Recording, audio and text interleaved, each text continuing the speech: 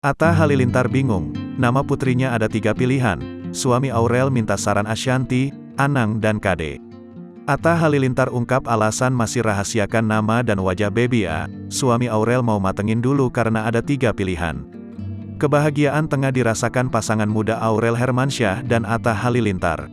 Atta Halilintar dan sang istri, Aurel Hermansyah baru saja dikaruniai anak pertama, Selasa, tanggal 22 Februari tahun 2022.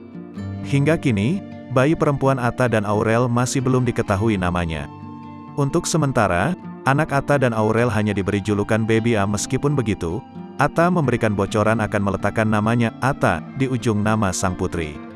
Hal itu ia sampaikan dalam kanal YouTube Seleb Oncam News pada Kamis, tanggal 24 Februari tahun 2022. Yang bisa aku sebutin masih Baby A, yang pasti belakangnya namanya Atta, nama bapaknya, ujar Atta saat ditemui di RSU Bunda, Menteng, Jakarta Pusat. Rencananya, Atta bakal mengumumkan nama Baby A pada Jumat, tanggal 25 Februari tahun 2022, atau Sabtu, tanggal 26 Februari tahun 2022. Terkait rencana tersebut, YouTuber 27 tahun ini turut mengungkapkan alasannya. Ia ingin mengatur pengumuman soal nama Baby A agar momentumnya bisa tepat.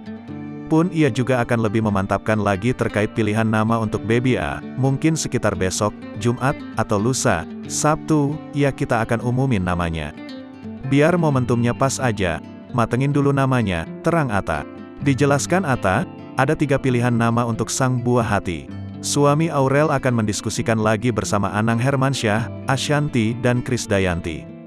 Saya punya 3 pilihan nama, 3-tiganya bagus dan maknanya hebat, jelas Atta. Minta restu juga sama kakek dan neneknya, walaupun yang nentuin tetap papanya.